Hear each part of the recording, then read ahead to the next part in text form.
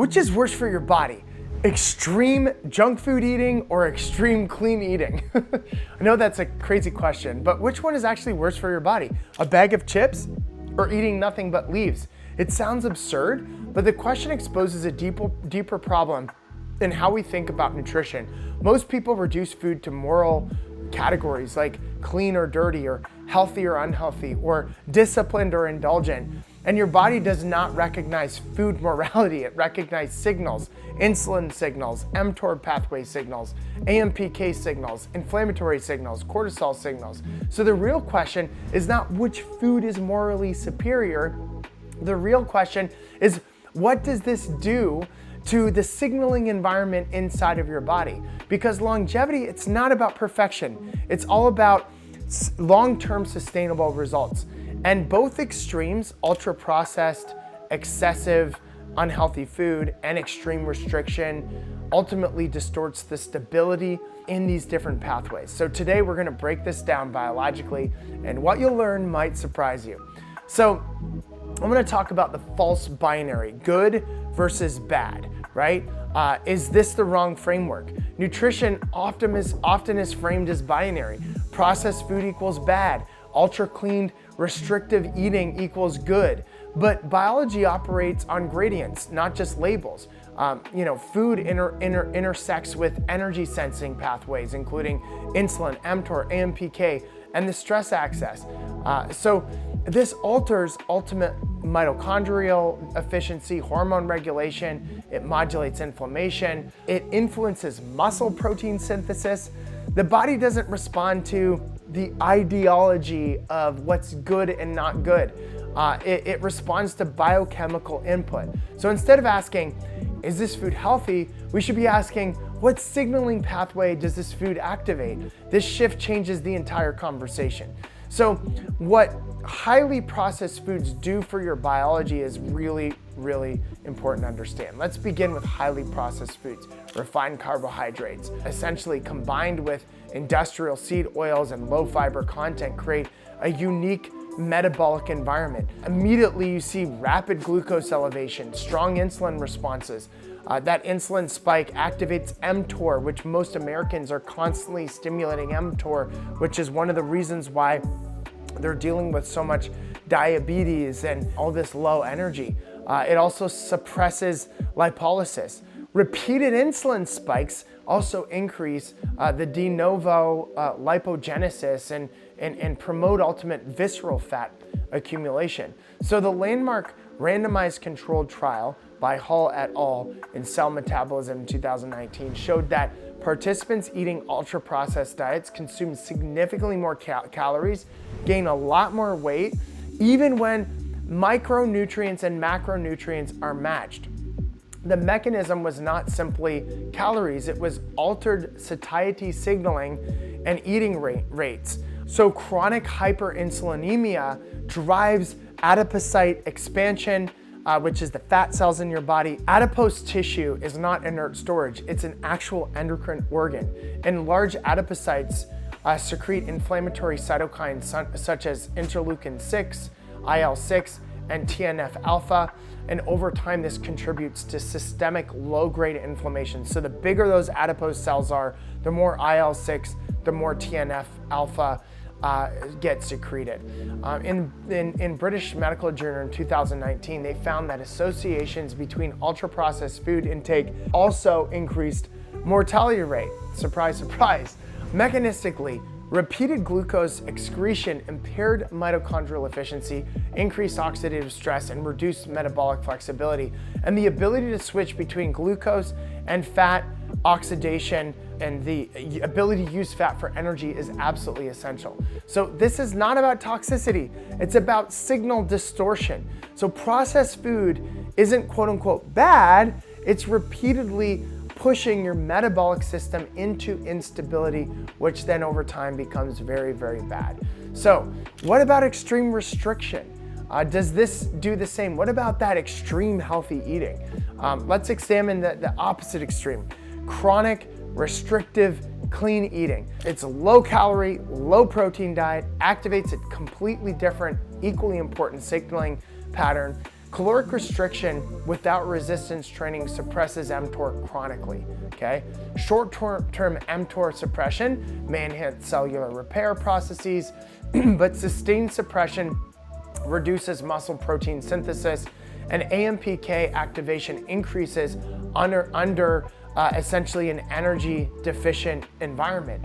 That can improve metabolic efficiency in chronic bursts, but chronic underfueling elevates cortisol. It reduces thyroid output. Cortisol promotes muscle protein breakdown. Muscle is not just aesthetic tissue, it's a primary regulator of glucose disposal and insulin sensitivity. So in an American Journal of Medicine in 2014, it demonstrates that higher muscle mass is associated with lower mortality risk.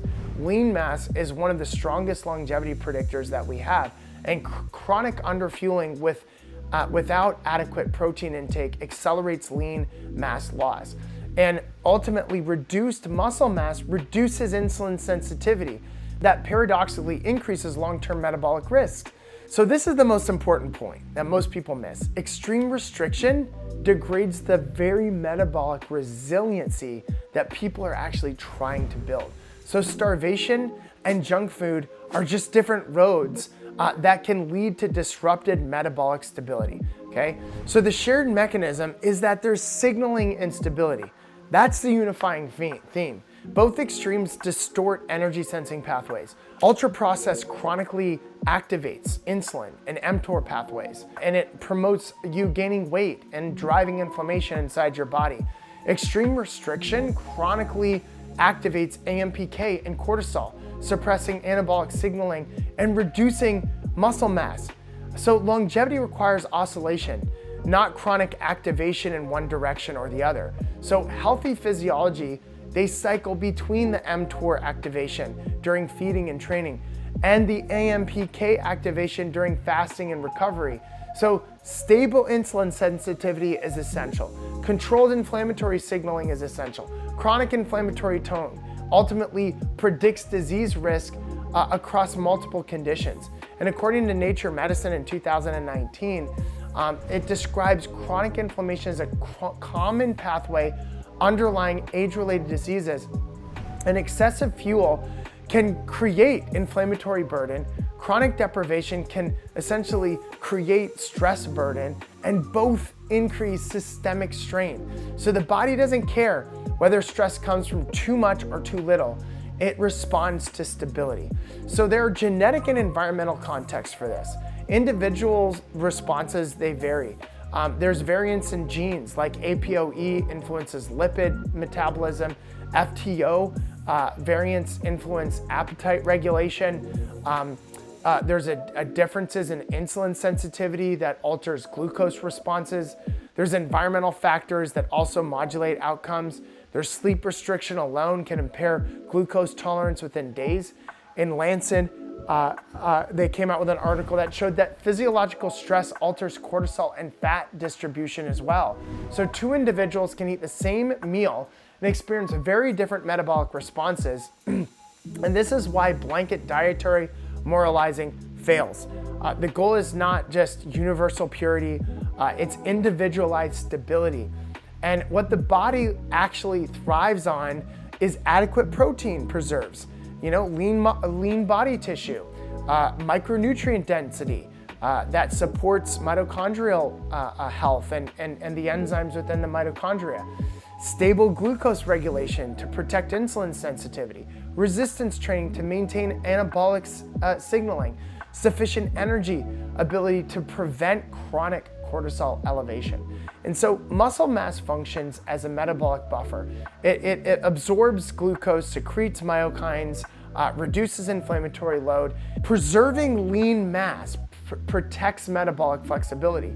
Longevity is not about eliminating pleasure or achieving dietary purity. It's about minimizing chronic signaling distortion. My goal would be for you not to be consuming too much inflammatory inducing food. And my goal is for you to ultimately create this metabolic flexibility and not just be perfect with everything that you eat. So through the longevity lens, Energy signaling balance is essential. At the cellular level, foods influence mTOR. mTOR is the growth and protein synthesis pathway. AMPK stimulates energy sensing and repair. And insulin is the nutrient storage and glucose uptake pathway. NF-K beta is the inflammatory signaling pathway. And mitochondrial respiration is energy production efficiency. So longevity emerges when these systems that I just shared remain adaptable and balanced. So chronic hyperactivation or chronic suppression of any one of these pathways leads to dysregulation. The body is a signaling network. It's not just a courtroom, right? It's not just something that's like, hey, this is what we need to do. So your metabolism doesn't care about food morality. It ultimately cares about signaling stability. So which one is worse, the chips or the leaves? The real answer is neither. It's isolation. What matters is the pattern, right?